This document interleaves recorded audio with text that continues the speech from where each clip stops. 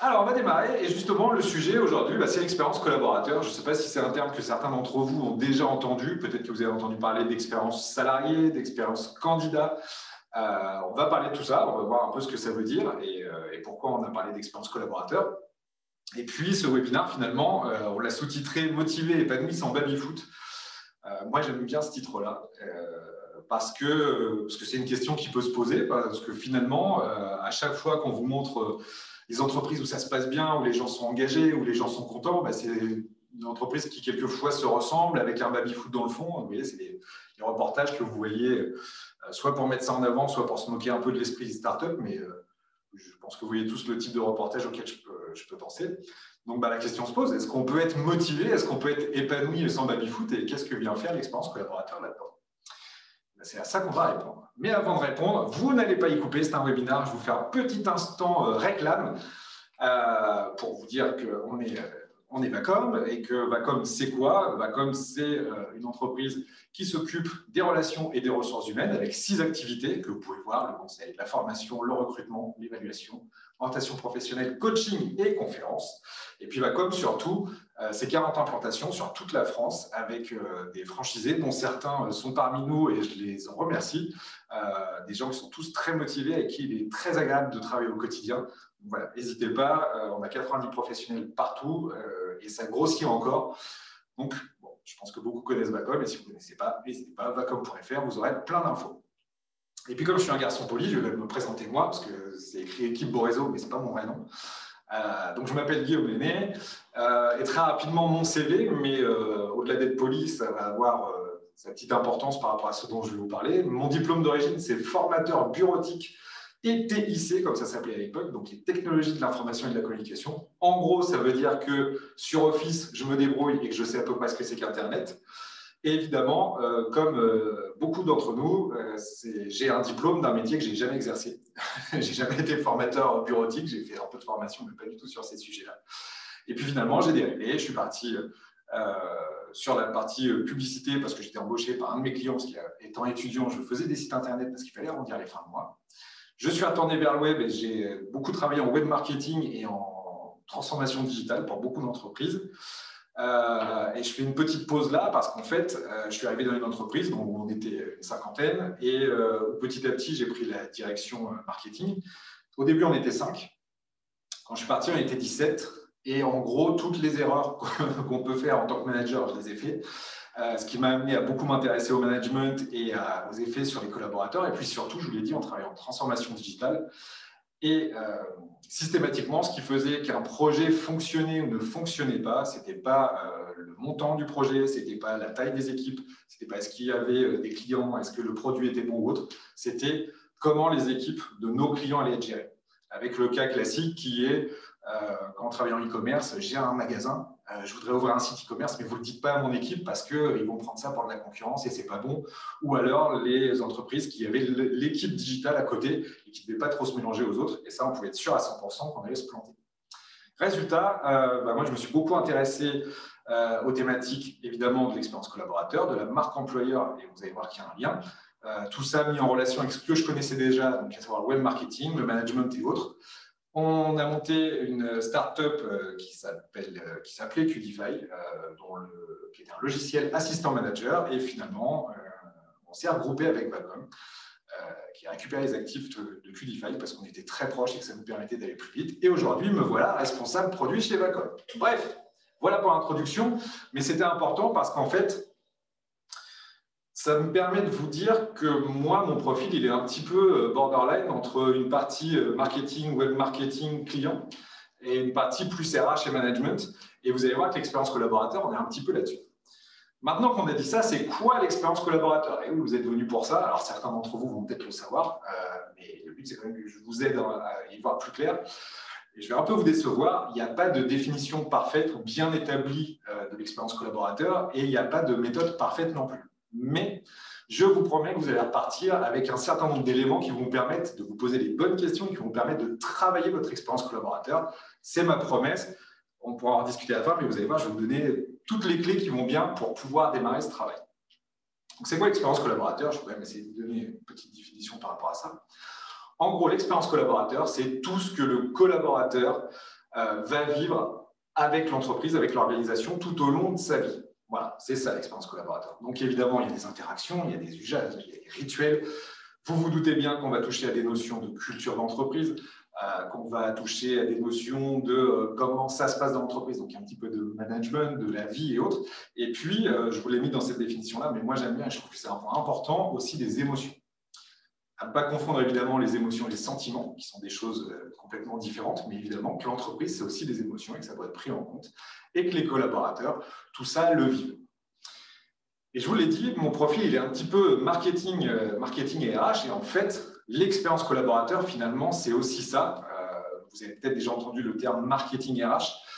Ça en fait partie. C'est quelque chose qui est ressorti, qui est un peu plus présent, dont on parle un peu plus maintenant, et il y a des bonnes raisons à ça. Et peut-être que vous avez déjà entendu, forcément, vous avez déjà entendu parler de la marque employeur. En fait, la marque employeur, c'est un morceau de l'expérience collaborateur. L'expérience collaborateur, c'est quelque chose de beaucoup plus global et de beaucoup plus important.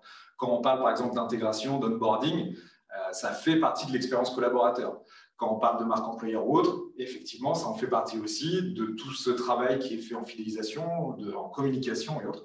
Et en fait, voilà, la marque employeur et à l'expérience collaborateur, un peu ce que la communication est au marketing, une partie intéressante, utile et importante, mais l'ensemble est plus global quand on parle de l'expérience collaborateur. Voilà pour vous resituer un peu les choses, ce qui fait que évidemment qu'on va avoir des thématiques qui vont être un peu proches. J'espère que c'est un peu plus clair sur ce sujet-là, sur ce que c'est que l'expérience collaborateur. Mais finalement, l'expérience collaborateur va répondre à une question qui est importante, une question qui se pose, c'est pourquoi on viendrait travailler chez vous? Qu'est-ce que ça veut dire de venir travailler chez vous? Comment ça se passe? Qu'est-ce qu'on me propose? Qu'est-ce que je vais y vivre? Et c'est un peu tout ça. Et qu'est-ce que je vais y vivre de manière longue et de manière large? On a dit, c'était vraiment toutes les interactions du collaborateur avec l'entreprise jusqu'au bout, les émotions et autres. Je vous ai dit, vous avez peut-être déjà entendu parler d'expérience candidat. C'est quelque chose qui revient assez souvent, quelquefois d'expérience salariée. Alors pourquoi moi je préfère le terme expérience collaborateur et pourquoi je le trouve plus intéressant? Parce qu'en fait, un collaborateur, c'est plus qu'un salarié. Un candidat, c'est déjà un collaborateur. Finalement, un collaborateur, ça peut revêtir plusieurs aspects. Ça peut être évidemment un salarié, ça peut être le candidat, l'alternant, le stagiaire, ce que vous voulez, mais ça peut être aussi un partenaire, ça peut être aussi un freelance, un fournisseur. Bref, factuellement, le collaborateur, c'est celui avec lequel on va collaborer, celui avec lequel on va travailler ensemble. Et c'est pour ça que j'aime mieux le terme de collaborateur et qu'il n'est pas plus à la mode, mais souvent qu'il parle plus. Comme le terme de manager parle plus que le terme de chef, puisque les rôles ont changé, et le rôle de collaborateur est un peu plus large. Je vais vous prendre deux exemples assez simples. Un candidat, et je parle d'un candidat, pas quelqu'un qu'on aura retenu, il va vivre une expérience avec l'entreprise. Et cette expérience qu'il va vivre va peut-être soit décider de est-ce qu'il a envie de continuer et il a envie d'être recruté. Et quand on a des guerres des talents, c'est quand même un sujet important. Et quand bien même il ne serait pas recruté, comment il va parler de l'entreprise derrière et qu'est-ce qu'il va retenir de ce qu'il a vécu par rapport à cette entreprise.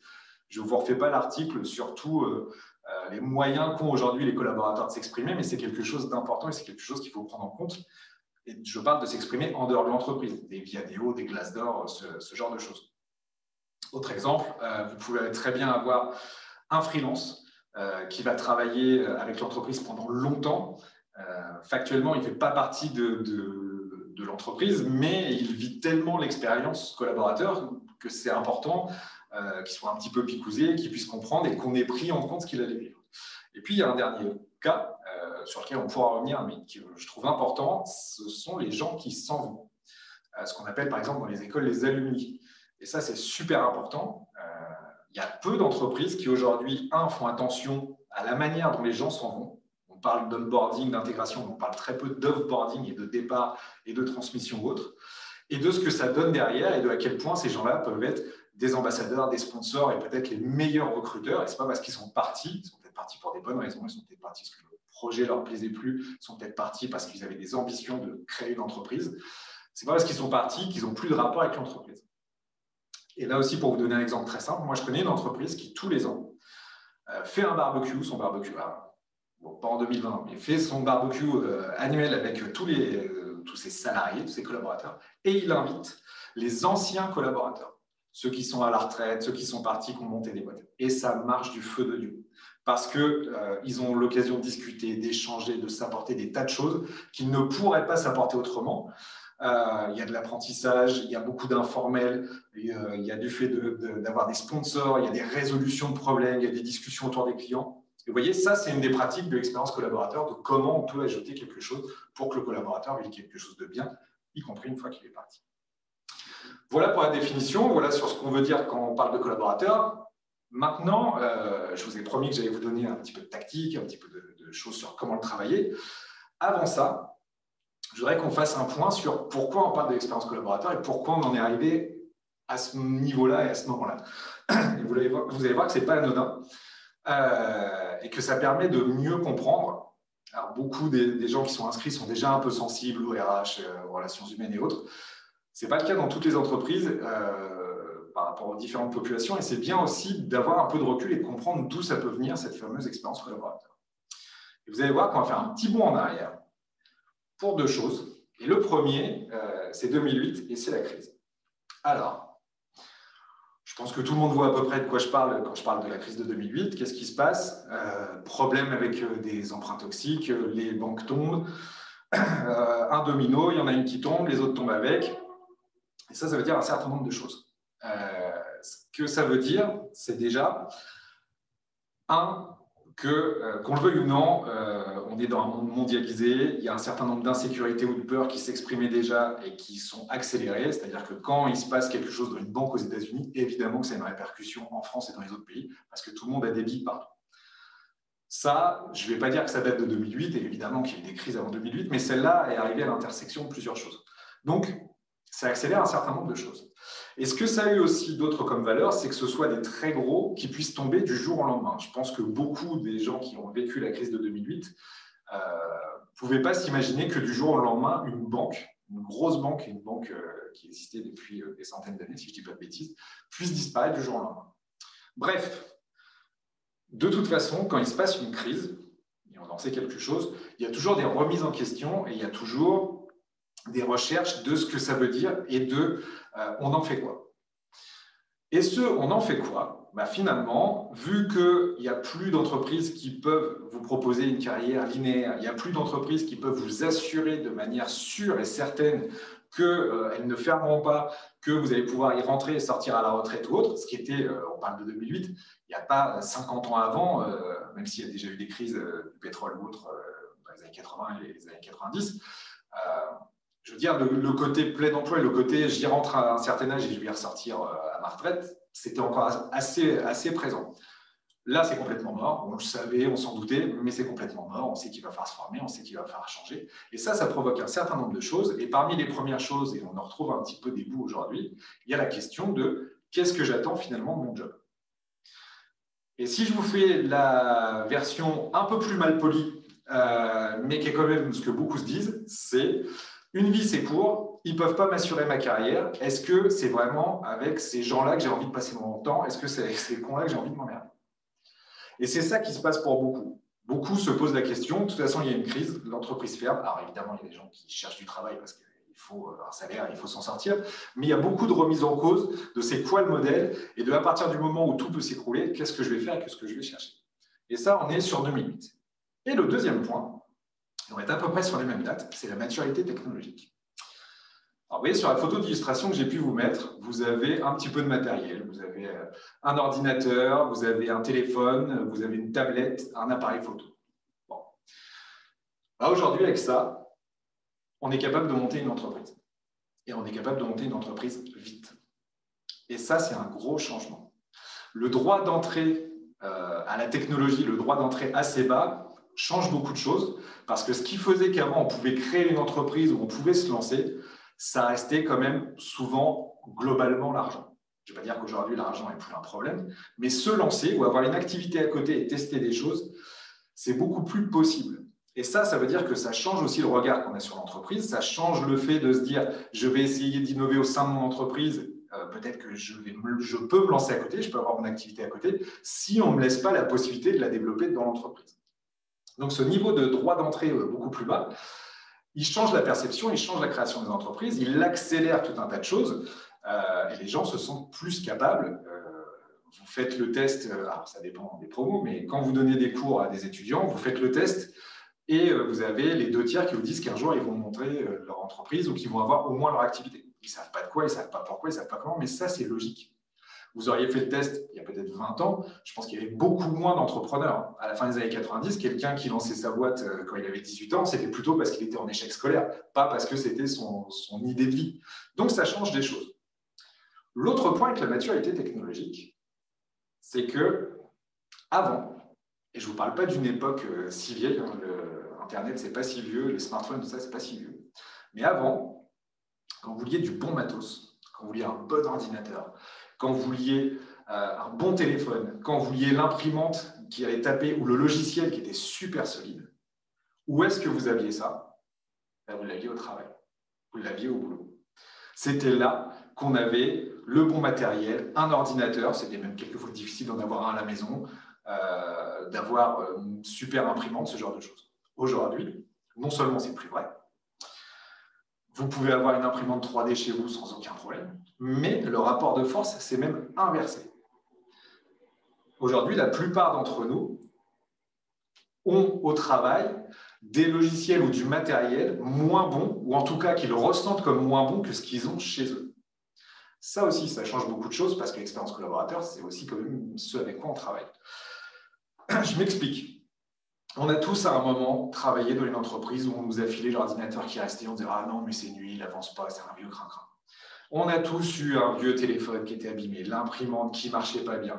Et au-delà de ça, et là c'est plus dans l'expérience, les logiciels. Quand vous passez vos week-ends à pouvoir retrouver quelqu'un que vous n'avez pas vu depuis 10 ans en 2 clics sur un réseau social, quand vous pouvez organiser vos vacances, quand on peut y aller, là aussi, en 1 ou 2 clics, vous avez réservé vos vacances, vous avez fait un pot commun avec vos amis, hop, c'est réservé, vous avez le billet d'avion, ça a pris 3 clics, 10 minutes, tout le monde est bloqué, chacun dans son coin, il n'y a pas de problème. Et que vous arrivez le lundi au boulot, et que pour réserver une semaine de congé, ou pour réserver une salle, il faut remplir 3 feuilles et aller voir 4 personnes, vous n'êtes plus fait pour comprendre. Vous n'êtes plus fait pour accepter ça. Quand vous avez des applications super sympas, que vous avez testé et qui vous prennent par la main en disant « Ah, bonjour Guillaume, rentre-nous ton profil LinkedIn et puis on va récupérer tous tes trucs et on va se paramétrer tout seul. Et puis clique ici pour inviter tes amis et machin. » Et vous avez des trucs qui clignotent dans tous les sens, qui sont super jolis, qui ont une UX super sympa.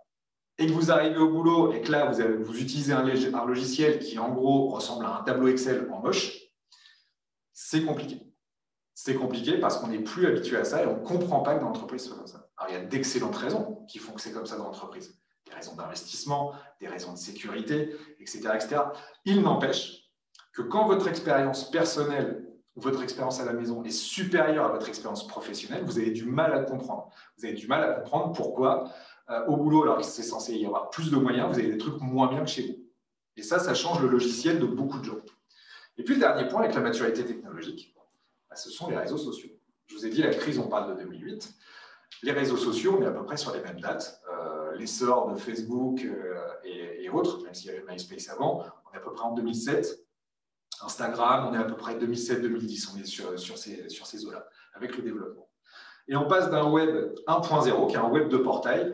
Pour tous ceux qui l'ont connu, c'est un web où en gros vous avez AltaVista, Yahoo, Google ou Lycos. Vous tapez un truc et quelqu'un qui est censé s'y connaître a créé un contenu là-dessus et vous allez juste le consulter, vous êtes proactif. Vous passez de ce web-là au web 2.0, qui est un web participatif. C'est-à-dire un web où vous allez pouvoir donner du contenu. Vous allez créer des blogs, vous allez créer des vlogs après, l'équivalent en vidéo. Vous allez avoir les réseaux sociaux, vous allez donner votre avis. Et ça, c'est quelque chose aussi qui instille en nous l'idée qu'on doit pouvoir s'exprimer et que mon avis, il vaut celui d'un autre. Et ça veut dire quoi dans l'expérience collaborateur et pourquoi je vous en parle et pourquoi c'est important pour comprendre ce qu'attendent aujourd'hui les collaborateurs? C'est qu'aujourd'hui, partout, tous, on donne notre avis, tout le temps. Si on faisait un vote à main levée, je pense que tous là, on a déjà donné notre avis quelque part. Sur un produit Amazon, sur TripAdvisor, sur Uber, sur Deliveroo, ce que vous voulez, vous avez déjà donné votre avis.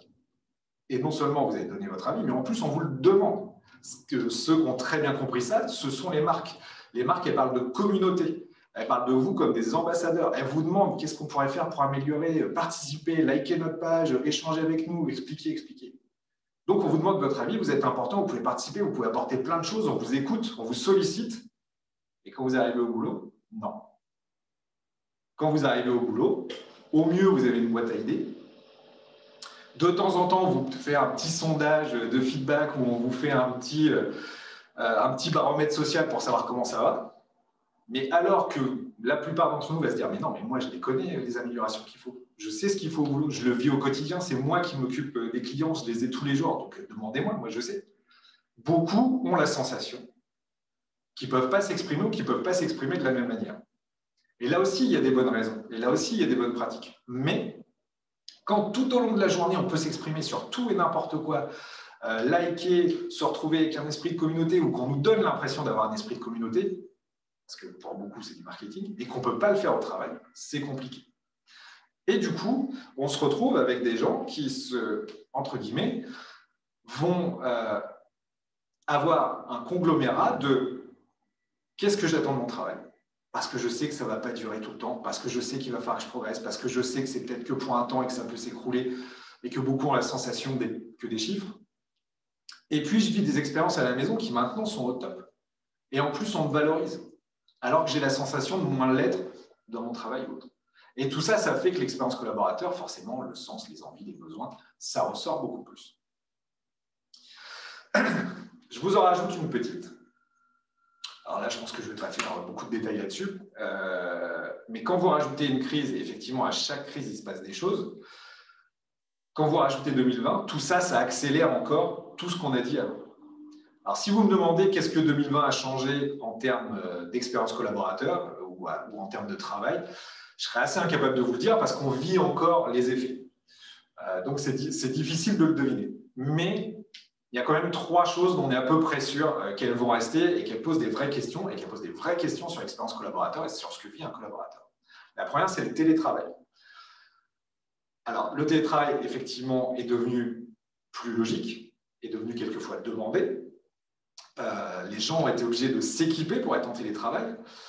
Alors, au passage, attention, confinement ou travail en confinement et télétravail, ça n'a rien à voir. Tous ceux qui considèrent que le télétravail, c'est pas fait pour eux, ou tous ceux qui considèrent que le télétravail, ça marche pas, ou que c'est pas agréable, ou machin, et qui l'ont fait qu'en mars de l'année dernière, ils n'ont pas une vraie vision. Maintenant, est-ce que le télétravail absolu, c'est bon aussi? Non, parce qu'il y a des notions de connexion sociale, on reste des animaux sociaux, on a besoin de se voir, on a besoin de se parler, mais reste que les pratiques de télétravail, les pratiques de travail à distance et de mise à disposition des éléments et d'installation à la maison qui permettent de télétravailler vont rester et vont se faire. Maintenant, télétravailler à la maison, dans une grande maison tout seul, ou dans un appart de 20 mètres carrés, ou à la maison avec 4 enfants, ce n'est pas la même chose. Donc, voilà, pas confondre, mais en tout cas, il y aura des évolutions sur le télétravail, on ne pourra pas revenir complètement en arrière. La deuxième évolution que ça marque, c'est la distance sociale. Oui, 2020 a provoqué de la distance sociale, les gestes barrières et autres. Et certainement qu'on en gardera des marques, d'une manière ou d'une autre. Le côté sécurité, le côté partage, le côté se laver les mains, ou même des choses très bêtes comme la bise. Aujourd'hui, évidemment, qu'on ne peut pas se faire la bise, on ne peut déjà pas se serrer la main. Est-ce que c'est un problème? Moi, je vous garantis que je connais plusieurs femmes qui sont très contentes en fait, qu'on ne puisse pas faire la bise parce qu'elles la subissent un peu. En tant que femme, les gens arrivent et hop, on leur claque la bise directement. Elles n'aiment pas ça. Mais c'est difficile en société de le dire. Peut-être qu'avec 2020, elles vont l'exprimer un peu plus. À l'inverse, il y a des gens qui vont avoir besoin de ça, de la bise, de serrer les mains, de prendre par le cou et autres. Et voilà, les extravertis, c'est un peu la soupe à la grimace depuis un moment. Donc ça aussi, c'est des choses qui vont rester, qu'il va falloir recréer ou il va falloir retrouver une distance. Et puis le dernier, et là ça me touche directement parce que c'est quand même quelque chose que j'ai exercé longtemps, c'est le digital. À partir du moment où il y a eu 2020, depuis des années, on entend les entreprises qui disent que le digital, c'est important. Je crois que c'est 97% qui disent que c'est stratégique ou autre. Dans les faits, quand vous avez travaillé comme moi en agence ou en transformation digitale, le dire oui, le faire, c'est complètement différent. Pas parce qu'ils ne veulent pas, mais parce que, 1, ça coûte des sous, et 2, ils ne savent pas par quoi commencer. Et là, en fait, le digital, personne n'a eu le choix.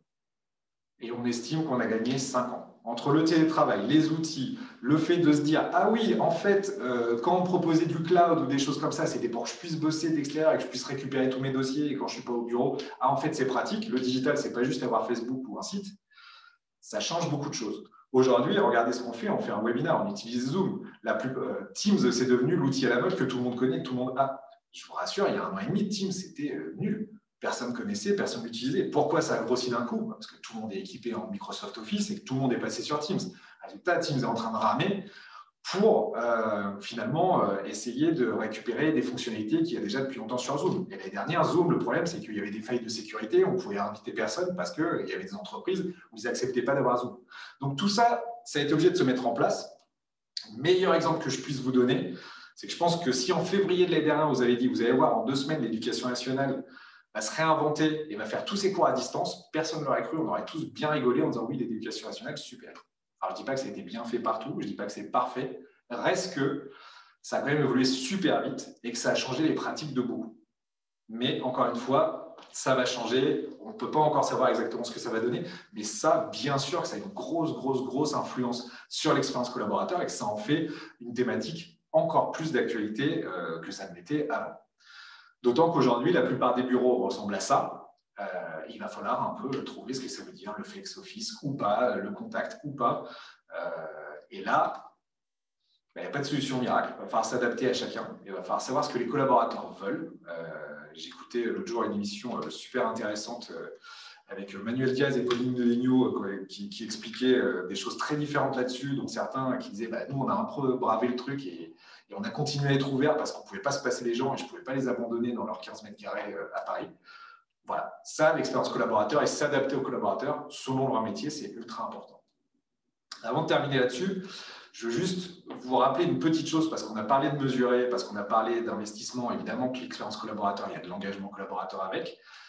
Ce qui est important de comprendre aussi, c'est que la satisfaction et l'engagement sont 2 choses complètement différentes. Vous pouvez avoir des gens qui sont très satisfaits de leur travail, ils aiment ce qu'ils font, les locaux sont sympas, leurs collègues sont sympas ou autres, et qui ne sont pas du tout engagés. Et vous pouvez avoir des gens qui sont très engagés, mais qui aujourd'hui ne sont pas satisfaits de ce qu'ils font. Pourquoi je vous dis ça? C'est parce qu'on a tendance à résumer la mesure à est-ce que vous êtes content, est-ce que vous aimez votre entreprise, est-ce que vous aimez votre job? Et que souvent, ce n'est pas la bonne mesure pour savoir si l'expérience collaborateur est bonne et si les collaborateurs sont engagés. Je ne parlerai pas de la carte de l'implication qui est derrière moi, mais pour certains, vous savez que c'est un bon moyen de mesurer tout ça. Et finalement, une fois qu'on a dit tout ça, la vraie question qui revient, c'est qui sont les vrais clients, les vrais premiers clients de l'entreprise? Je vais vous la faire simple, les vrais premiers clients d'une entreprise, c'est le collaborateur. Parce que ce qu'un client va acheter avec de l'argent, votre collaborateur, il va l'acheter avec du temps, il va l'acheter avec de l'engagement, il va l'acheter avec de la motivation. Et forcément que ce sont les premières personnes à qui on doit s'adresser. Et en vrai, ça fait longtemps qu'on parle d'expérience client. Dans le marketing, dans toutes les marques, vous avez une expérience client et c'est normal. Quand vous allez dans un magasin, on vous propose une vraie expérience client. Quand vous achetez en ligne, on vous propose une vraie expérience client. Quand vous communiquez, on vous propose une expérience client. On vous fait du storytelling. On vous explique comment le produit a été conçu, pourquoi, qu'est-ce qu'on veut faire. Regardez n'importe quelle pub. Aujourd'hui, on est obligé de mettre du sens. Il y a du choix dans les marques. Donc, on est obligé de mettre du sens et on est obligé de vous faire vivre quelque chose. Quand vous démarrez une nouvelle application, vous avez une expérience client. Votre première connexion, si ça ne se passe pas bien avec l'application, vous la désinstallez et c'est fini, vous ne la remettrez jamais. Donc, ils sont obligés d'avoir une super expérience client. C'est obligé de le penser. Et ça fait des années que c'est pensé de ce sens-là. Mais s'il y a une expérience client et si on considère, et je pense que vous êtes d'accord, que les collaborateurs sont les premiers clients de l'entreprise, que c'est eux qui vont s'occuper des clients derrière, donc c'est bien eux les premiers clients, c'est ce qui maîtrisent des attentions ou autres. Si on veut qu'ils soient fidèles, si on veut qu'ils recommandent, si on veut qu'ils soient ambassadeurs, il doit exister une expérience collaborateur. Et elle existe qu'on le veuille ou non. La question, c'est est-ce qu'on la design et comment on s'occupe de bien la designer. Et ça, c'est ultra important. Et pour revenir à un titre, je fais un petit parallèle, mais l'idée, c'est pas que ce soit cool. C'est pas de rendre le travail cool. C'est pour ça l'histoire du baby-foot. Moi, je n'ai pas de problème avec les baby-foot. C'est cool, les baby-foot, c'est sympa. Sauf que les entreprises qui mettent des baby-foot, la plupart du temps, les mettent pour des mauvaises raisons ou les mettent en se disant que ça y est, c'est bon, ils ont fait quelque chose pour les collaborateurs. Et moi, ce à quoi ça me fait penser, vous savez, on connaît tous des parents qui sont très occupés par le boulot, qui n'ont pas beaucoup le temps de s'occuper des enfants, qui n'ont pas beaucoup le temps à leur consacrer ou autre. Et pour compenser, ils leur payent un beau cadeau. Ils ne s'occupent pas d'eux, mais du coup, regarde, je t'ai payé une PlayStation 5 ou je ne sais pas quoi. Moi, le baby-foot, ça me fait ça comme effet. Je n'ai pas le temps de m'intéresser à tes petits problèmes, à ce que tu vis, à comment on va gérer les petits trucs. Je t'ai fait une belle salle de pause avec des piscines à boules et puis je t'ai mis un baby-foot. Bon, le baby-foot, quelquefois, on n'a même pas le droit de s'en servir. On est dans l'open space, ce n'est pas possible. Mais il y a des choses simples à faire avant pour que les gens s'intègrent, pour que les gens soient motivés et pour résoudre leurs petits problèmes du quotidien. Et l'idée, c'est pas que ce soit cool. Les gens, ils ne sont pas à la recherche du cool au boulot. Les gens, ils sont en recherche d'épanouissement et ils sont en recherche de trucs simples. C'est ça que ça doit être l'expérience collaborateur. Et c'est pour ça qu'en général, c'est un terme compliqué, c'est un concept compliqué, comme là, vous le voyez peut-être, mais où finalement, la plupart des réponses, et 80% de ce que vous allez pouvoir faire, demandent des ajustements simples. Il faut juste se poser les bonnes questions et se dire qu'est-ce que je veux qu'ils vivent, pour qui est-ce que je veux qu'ils vivent ça, et comment on peut le faire ensemble. Donc forcément, il y a une notion d'honnêteté, il y a une notion de travail, il y a une notion de discussion, et des deux côtés. Mais l'idée, voilà, encore une fois, c'est pas de le rendre cool, c'est de le rendre simple. Et c'est ça l'expérience collaborateur. Ça touche tout le monde. On doit s'en occuper et il faut la designer. Pour terminer là-dessus, avant de passer un peu au comment, il y a souvent quelque chose qui revient, c'est la notion de génération. Et on va vous dire, oui, mais aujourd'hui, les jeunes, ils veulent tout, ils veulent du sens, ils ont besoin de se reconnaître dans la boîte, mais ça, c'est les jeunes, c'est machin, c'est truc.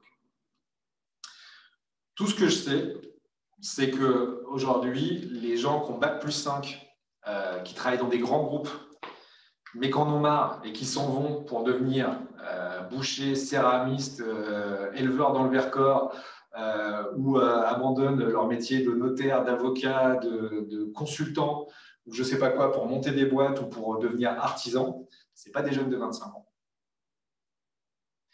Par contre, ils ont élevé cette génération-là, ce qui fait que dans cette génération-là, c'est beaucoup plus présent.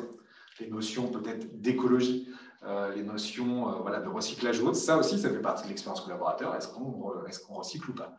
Ce qui fait que ce n'est pas une question de génération, c'est une question d'époque. Ceux qui vous disent que c'est une question de génération, c'est parce que c'est plus simple, c'est une réponse simple. Ah, c'est la génération, donc on ne peut rien y faire. Non, c'est une question d'époque. Ça veut dire que ça touche tous les gens, ça touche toutes les entreprises qu'on peut connaître. Et que, évidemment, que tous, on se dit aujourd'hui, moi, je veux peut-être travailler pour une entreprise qui est un peu plus verte. Je veux travailler pour une entreprise qui fait un peu plus attention à ci, qui fait un peu plus attention à ça. Et il n'y a pas de c'est bien ou c'est pas bien. Il y a qu'est-ce que je veux et qu'est-ce que l'entreprise propose. Et il ne faut pas mentir, il ne faut pas faire un truc cool ou faire semblant, ça ne marchera pas. Le truc qui peut mieux illustrer ça, je ne sais pas si vous voyez bien la photo, cette photo-là, c'est deux personnes, deux hommes en l'occurrence, en costard-cravate avec la petite serviette et ils vont à la Défense. Quand moi j'étais en études, je ne suis pas si vieux que ça, c'est pas il y a si longtemps, ça c'était le top de la réussite. C'était l'image de la réussite. Vous aviez un bon poste, vous alliez rester jusqu'à 20h ou 22h au bureau, mais vous alliez faire un beau salaire, c'était le top de la réussite. Et ça l'est peut-être encore dans certains milieux. Ça l'est peut-être, si je faisais un cours à HEC, peut-être qu'on dirait que c'est génial. Ou si on était des traders, on dirait que c'est génial. Reste que la plupart des gens à qui vous montrez cette image-là, et il n'y a pas de question d'âge, vont vous dire oh, c'est mon pire cauchemar. C'est ce que je ne veux pas vivre. Donc, vous voyez que les choses évoluent aussi. Mais est-ce qu'il y a des gens qui veulent ça? Oui.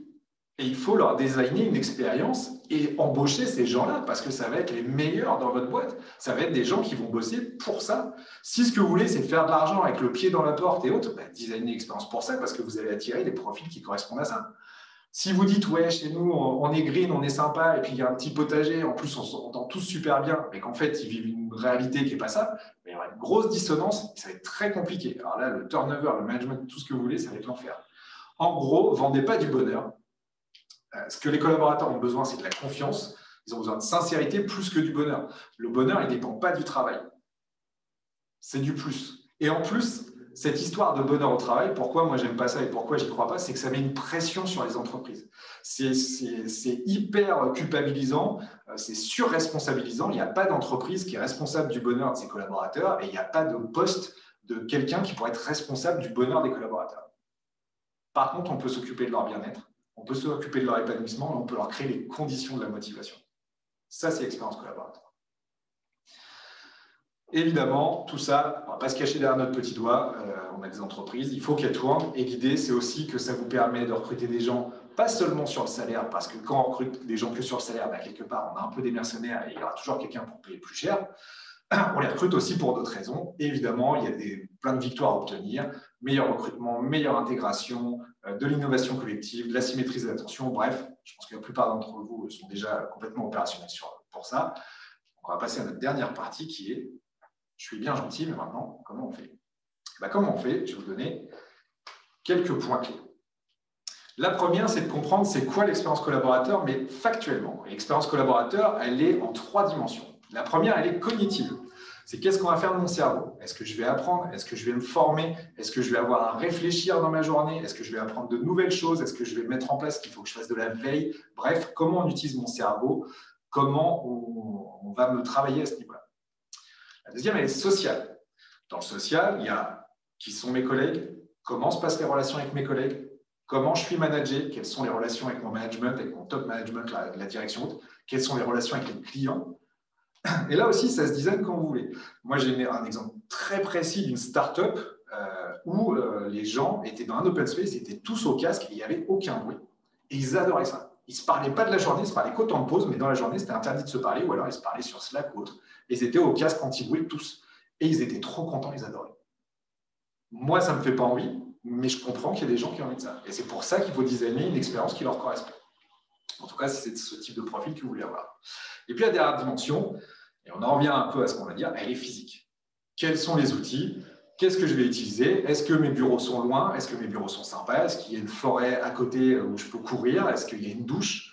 Est-ce que j'utilise du vieux matériel? Est-ce que je peux choisir mon matériel? Je vous garantis que je connais des développeurs, s'ils ne peuvent pas choisir leur matériel ou leur langage, ils ne viendront jamais chez vous. Donc, tout ça, ça compte. Et c'est les 3 dimensions qui sont un bon début et vous devez avoir des réponses sur ces points-là. Au niveau du design, ensuite, on va créer des avatars. Pour ceux qui ont déjà un petit peu fait de marketing ou entendu parler un petit peu de ça, vous avez peut-être entendu parler de persona, c'est un peu le même principe. Vous ne pouvez pas créer une expérience collaborateur individuelle. Ça n'existe pas, ça ne fonctionnerait pas, ce serait trop compliqué. Donc, vous allez créer un petit peu des groupes et vous allez regrouper des gens par fonction, par ancienneté dans l'entreprise, par responsabilité, par ce qu'ils vont utiliser comme outil ou est-ce qu'ils vont être au contact de clients. Et vous allez créer des expériences, des groupes d'expériences par rapport à ça.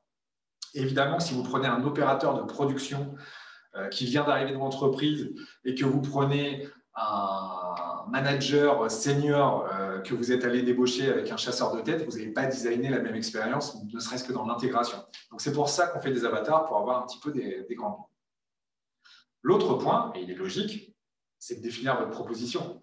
Alors, c'est des choses qui sont un peu tarte à la crème, mais évidemment que c'est indispensable. Et designer sa proposition, il n'y a pas 50 trucs à faire. Je vais vous proposer une matrice derrière qui est de Corinne Samama que je trouve très très bien. Elle est simple. C'est notre mission, ce qu'on veut faire, nos valeurs, comment on va le faire, ce que nous on vous propose et ce qu'on vous demande. Et ça aussi, c'est quelque chose d'important dans l'expérience collaborateur parce que aujourd'hui, on vous parle de guerre des talents. On vous dit c'est les collaborateurs qui ont le choix, c'est une guerre pour les recruter. De toute façon, ils ne se présentent même plus aux entretiens. Ouais, ça peut un peu arriver. Moi, je connais aussi des entreprises, et pourtant qui recrutent des profils difficiles à avoir, où ils ont une queue de dingue et ils ont des CV en pagaille. C'est pas si déséquilibré que ça. Il y a un déséquilibre, c'est vrai. Et effectivement, l'endroit où vous êtes placé, si vous êtes au fin fond de l'Or ou autre, c'est peut-être plus compliqué. Mais il faut aussi avoir des demandes. Il faut aussi être exigeant, il faut aussi avoir des attentes. Parce que si on n'a pas d'attente mutuelle, ça ne peut pas fonctionner. Et l'expérience collaborateur, c'est avoir des attentes mutuelles. Ce n'est pas que dans un sens. Ça doit être dans les deux. Et c'est aussi ce qu'attendent les collaborateurs. Je vous garantis que oui. Juste un petit détail sur les valeurs, parce que c'est toujours un truc qui me choque. Vous avez beaucoup d'entreprises qui disent « Ouais, nous, on a travaillé sur les valeurs, elles sont affichées dans le hall d'entrée, c'est cool, c'est super. » Alors déjà, premièrement, vérifier que c'est des vraies valeurs. On va vérifier que les valeurs correspondent à ce que vivent vraiment les gens. Et deuxièmement, pour moi, une valeur, c'est quelque chose où l'inverse doit pouvoir exister. C'est-à-dire que ceux qui vous disent « Nous, nos valeurs, c'est… » On est sympa, on est pro et on fait tout pour être meilleur que la concurrence. Pour moi, ce n'est pas des valeurs. Parce que personne ne veut dire « Ah, nous, on est con, on est nul et en plus, on essaye d'être plus mauvais que la concurrence. » Une valeur, c'est quelque chose où quelqu'un peut se reconnaître. Si quelqu'un peut se reconnaître, c'est que l'inverse est vrai et qu'il y a des gens qui ne doivent pas se reconnaître dedans. L'exemple que je vais vous prendre et qui est simple là-dessus, c'est la transparence. Pourquoi la transparence, c'est une valeur? Il y a des gens qui vont dire, ah ouais, c'est super, on va se dire les choses, c'est bien, c'est cool, moi j'aime bien la transparence. Sauf que la transparence, ça veut dire aussi que le jour où ça va clasher fort, parce qu'on va vraiment se dire les choses. Et il y a des gens qui vont dire, non, nous, on n'est pas transparent, on est fait pour ne pas se disputer, pour que ça se passe bien. Vous voyez, là, on a des vraies valeurs, on a des choses un peu plus prégnantes et un peu plus concrètes. Ensuite, je vous l'ai dit, je ne reviens pas dessus, on ne cède pas la dictature du cool, qu'on évite ce truc-là, on évite le côté forcez pas les gens à venir à la galette ou je ne sais pas quoi s'ils n'aiment pas. Voilà, il peut y avoir des rendez-vous obligatoires, mais essayez pas de vous rendre cool si vous ne l'êtes pas, essayez pas d'être quelqu'un que vous n'êtes pas, ça ne marchera pas, ou alors vous allez recruter des gens avec lesquels vous n'allez pas arriver à travailler parce que vous n'allez pas pouvoir connaître. Donc il faut se regarder, il faut savoir ce qu'on veut et qui on est et peut-être en parler avec les équipes parce que ça aussi c'est émergent. L'autre point très très important, très très clé, et c'est peut-être la meilleure astuce à retenir quand vous allez designer, vous ciblez les moments. Dans une entreprise, dans une vie, on a des moments, on a certains moments qui sont des moments clés et on a des moments qui sont des moments de friction. Et quelquefois, on a des moments qui sont les deux. Votre entretien individuel, par exemple, c'est un moment clé, mais ça peut être aussi un moment de friction. Votre intégration ou votre départ d'une entreprise, c'est un moment clé, mais ça peut aussi être un moment de friction. Et l'idée, ce n'est pas de designer tout d'un seul coup, parce que ce n'est pas possible, l'expérience collaborateur, ça se fait au fur et à mesure, c'est de prendre quels sont les grands moments, quels sont les rendez-vous clés, quelles sont les choses importantes où on doit avoir de l'effet waouh, où on ne peut pas se louper, pour se dire, bah, c'est ça qu'ils doivent vivre. Et ça doit être fluidifié. Le premier jour au boulot, ça doit être fluide. Ils ne doivent pas se retrouver à 11 heures à dire, j'ai pas d'ordinateur, j'ai pas d'extranet, je ne sais pas comment bosser, je ne sais pas comment faire. Identifiez les moments importants, et travaillez-les pour que ce soit des moments précieux, que ce ne soit que des moments précieux, que des moments où la signature d'un contrat, l'arrivée d'un nouveau collaborateur, tout ça, il y a plein de moments, et ça qui dépendent de chaque métier, mais il y a plein de choses à faire là-dessus. Évidemment, les feedbacks, donc ça c'est évident, il y a plein de choses sur les feedbacks. Juste une chose sur les feedbacks, on se base sur des faits et on va sur des conséquences. On n'est jamais sur du ressenti, sinon ce n'est pas un feedback qui peut être audible. Évidemment qu'il faut faire des feedbacks et encore plus quand on a des gens qui sont habitués à avoir des retours et à ce qu'on leur demande leur avis. Et puis déterminer la place de la technologie, parce qu'on en a parlé, aujourd'hui la technologie elle est partout, même si vous ne le voulez pas, même si vous utilisez, je ne sais pas, simplement un CRM ou un logiciel de facturation, la technologie elle est partout. Quelle est sa place et comment ça doit se passer?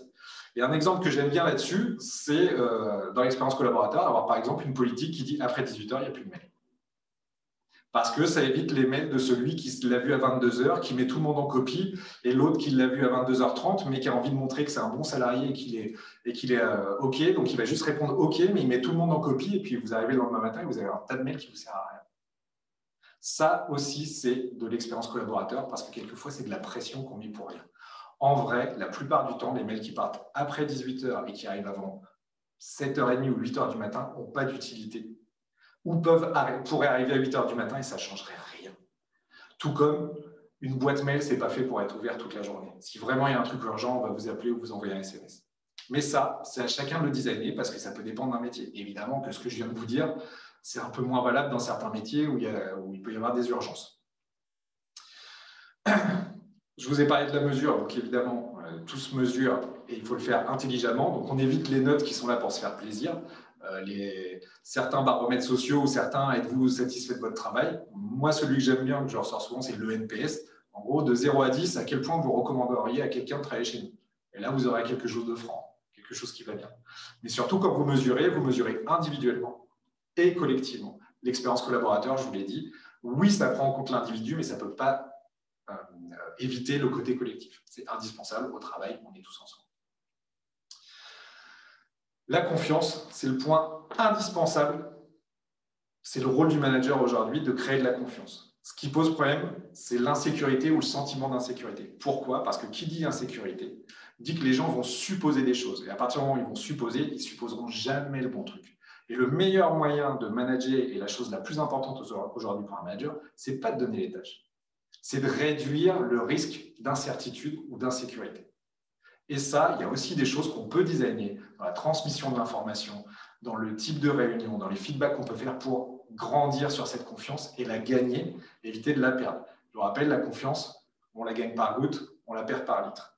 Et ça se travaille et c'est un travail au quotidien. L'expérience collaborateur, c'est ça, c'est du travail au quotidien.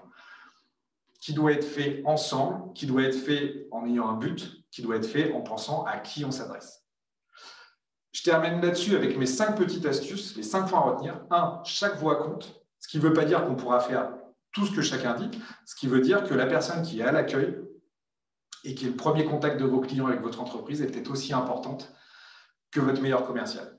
Donc, chaque voix compte. Par contre, on ne pourra pas accepter où toutes les idées ne seront pas bonnes, mais chaque voix compte quand même. Ensuite, valoriser les experts. Tout le monde n'est pas fait pour devenir manager, tout le monde n'est pas fait pour devenir responsable de je ne sais pas quoi. Quelquefois, on est bon dans son expertise et ce n'est pas anormal qu'un expert soit mieux payé que son manager si c'est un talent rare et s'il a vraiment une expertise. Essayez pas de le faire passer manager ou chef ou je ne sais pas quoi, vous allez le perdre. Donc, valoriser les expertises, c'est plus utile. La sécurité, je vous en ai parlé avec la confiance, mais c'est le premier point à régler pour un collaborateur. Qui soit en sécurité, est-ce que l'entreprise sera encore là, est-ce qu'on va me protéger, comment ça va se passer, est-ce que j'ai le droit de m'engueuler avec un client ou autre, indispensable. Tout ce qui est savoir-être, évidemment, les soft skills ou autres, mais de toute façon, dans beaucoup de nos métiers, les savoir-faire, on peut toujours les apporter, on peut toujours les compléter, les savoir-être, les revoir complètement, c'est difficile. Donc, il faut mieux miser là-dessus et avoir conscience de quel savoir-être on veut, ça aussi, c'est l'expérience collaborateur. Et le dernier point, c'est la reconnaissance. Il faut savoir dire merci, il faut savoir dire bravo. Un merci, ça se justifie. On ne dit pas juste merci, on explique pourquoi on dit merci pour que la personne puisse le recevoir. J'avais quelqu'un qui m'avait un jour donné une astuce. Il m'avait dit qu'il avait 5 pièces de monnaie dans sa poche gauche le matin et qu'à chaque fois qu'il remerciait quelqu'un et qu'il lui justifiait, il mettait une pièce dans sa poche droite. Et que pour lui, une journée était réussie s'il avait mis ces 5 pièces dans sa poche droite à la fin de la journée. C'était sa petite astuce pour penser à dire 5 fois merci dans une journée. Je vous la laisse, vous en faites ce que vous voulez, mais l'idée peut être pas mauvaise et en tout cas, la reconnaissance, c'est hyper important. Et comme il faut toujours appliquer les conseils qu'on donne, je vous remercie à mon tour de m'avoir écouté, d'avoir été avec moi. On est à peu près dans les délais. J'espère que ça a été clair, j'espère que vous avez des questions, ou en tout cas que ça vous ouvre les chakras sur tout un tas de choses et je serais ravi qu'on puisse en parler soit après, soit plus tard sur les réseaux ou autres. Je vous remercie beaucoup de votre attention. C'était très agréable de vous retrouver et de vous voir aussi nombreux et intéressés par ce sujet. On aura d'autres webinaires, on pourra creuser encore ça. Et à partir de maintenant, je vous laisse soit tranquillement terminer votre déjeuner ou reprendre le cours de votre journée, ou rester avec moi pour un petit moment d'échange et je serai ravi de répondre à toutes vos questions. Merci beaucoup.